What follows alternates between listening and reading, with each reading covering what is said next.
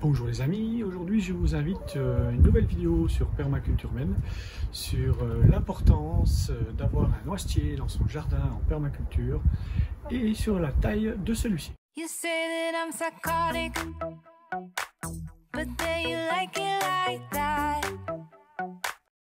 Si ce n'est pas déjà fait, je vous invite à vous abonner à la chaîne Permaculture Men et actionner la petite cloche qui se trouve en bas à droite du bouton d'abonner, afin de ne louper aucune autre des aventures et puis pour pouvoir retrouver toutes celles qui existent dans des playlists bien rangées.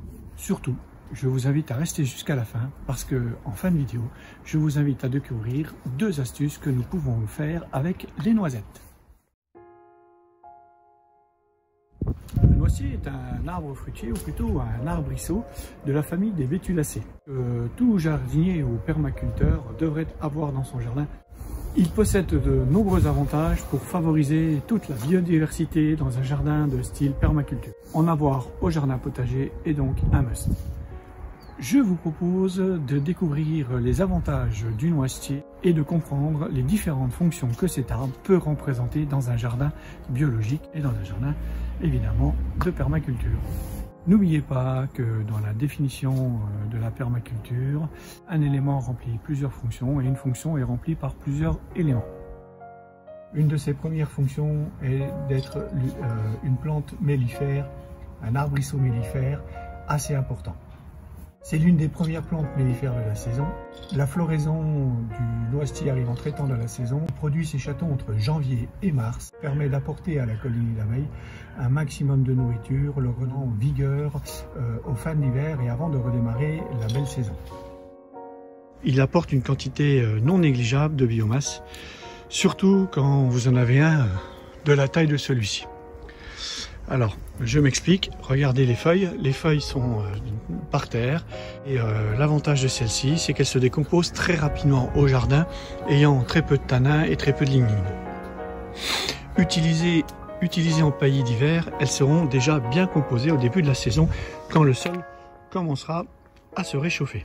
Regardez, ici, c'était des feuilles de noisetier, j'en ai déjà pratiquement plus. Plus, ces nombreuses branches peuvent être utilisées dans tout le potager. Du plessis de noisetier, ces petites bordures tressées en passant, ces belles branches droites vont permettre de faire de beaux piquets et éventuellement des tipis à haricots qui feront la joie des enfants. Le noisetier est un formidable auxiliaire de jardin, vous l'aurez compris, pour son tissu racinaire très développé qui permet de retenir les sols et de ralentir l'érosion. Il contribue ainsi à stabiliser les sols et penser à lui si vous êtes en terrain pentu est une bonne idée.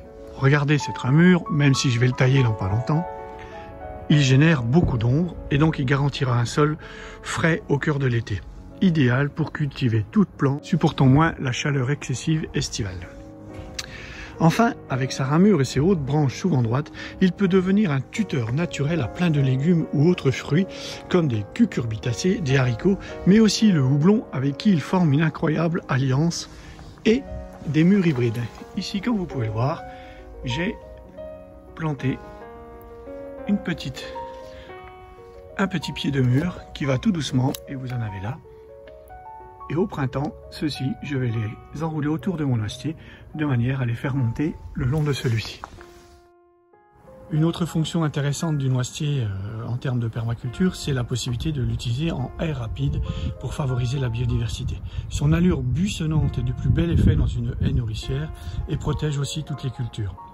Il constitue une plante de choix pour implanter une haie urbaine très rapidement. Un formidable brise-vent et brise-vue fort utile pour le potager et pour toute l'intimité du jardinier.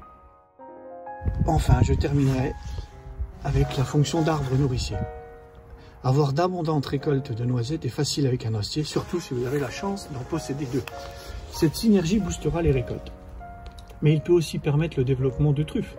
Et pour cela, vivre à la campagne n'est pas obligatoire. Je me rappelle dans ma première maison sur les hauteurs de Dijon, avoir été visité par des cochons sauvages, donc les sangliers d'une combe, et qui ont ravagé mon jardin. Quelle ne fut pas ma stupeur de découvrir au pied d'un noisetier des truffes. Je les avais jamais vus jusque-là, mais je peux vous assurer que les sangliers, eux, les ont tout de suite sentis. Le noisetier est bien un arbre nourricier pour la faune. Je viens de vous parler des sangliers, mais aussi comment ne pas penser à Monsieur Écureuil, aux hérissons et aux poules qui se nourriront tout l'hiver des larves de balanin endormies sous terre. Et puis à la belle saison, quand le balanin pointera sa trogne, de nombreux oiseaux se feront également une joie de nous en libérer. En permaculture, vous l'aurez compris, le noisetier est très intéressant pour développer un jardin résilient.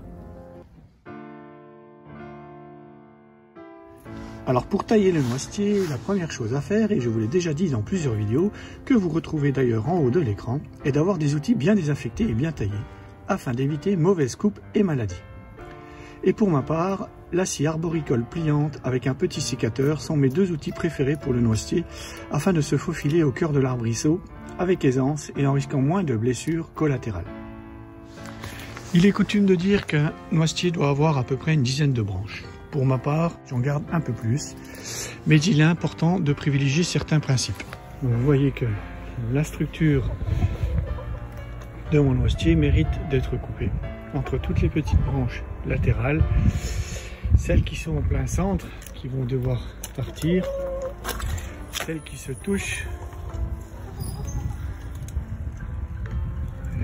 celle-ci, ici et ici, voilà. Et puis faire attention aux nouvelles qui arrivent et qui vont finir par frotter sur les autres. Regardez, voilà.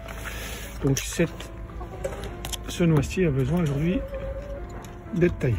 Alors, il est important de privilégier certains principes de la taille, comme tailler au centre, libérer la lumière au cœur de l'arbrisseau et favoriser le vol d'un oiseau en son centre en retirant les branches internes qui d'ailleurs ne produiront aucune noisette. Donc toutes ces petites branches-là vont être coupées. Les rameaux droits et fins et hauts du centre sont les rameaux de l'année et peuvent être coupés en partie. Tailler et couper les branches qui se croisent une sur deux ou trois afin d'éviter de trop grandes voire graves blessures. Tailler aussi les anciennes branches qui ne donnent plus. Ce sont les plus tortueuses et souvent les plus grosses. Les branches mortes doivent être retirées aussi. Par contre, ne taillez pas une seule fois les anciennes branches, ainsi il pourra développer de nouveaux et jeunes rameaux. Après, rien ne vous interdit, si vous le souhaitez, de lui faire une taille sévère et de le couper au ras. Votre noisetier d'ailleurs repartira aussi sec.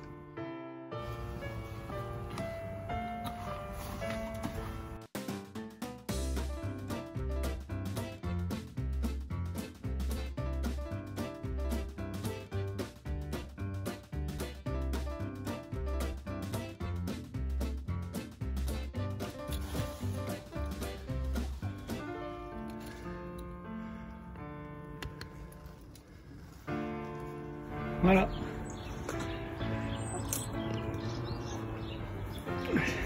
Un oiseau passe en son centre. Une dizaine de branches à peu près. Voilà.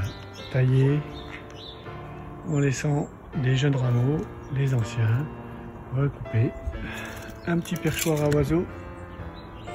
C'est un test, on verra bien si ça marche ou pas. Le mûrier qui monte. Voilà. Le second qui est ici, je vais tutorer avec une branche de noisetier que j'aurai coupé. Et le troisième qui est là-bas et qui va monter doucement. Voilà, pour ce printemps.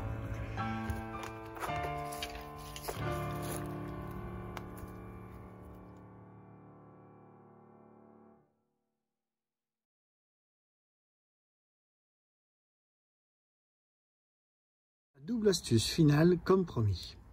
Le noisetier ne produit pas de déchets. Je vous ai déjà parlé des feuilles qui sont utilisées et qui se décomposent très rapidement dans le jardin. Maintenant, les coques constituent un excellent combustible que vous pouvez utiliser dans votre barbecue ou en feu de cheminée. Elles peuvent aussi être un très bon rempart à escargots ou limaces en début de saison. Il suffit pour cela de les broyer, comme vous le voyez ici, de les casser et de les disséminer au pied des jeunes plants. Voilà, cette vidéo se termine. J'espère qu'elle vous aura été utile pour comprendre l'importance d'un noisetier et comment assurer sa taille d'hiver.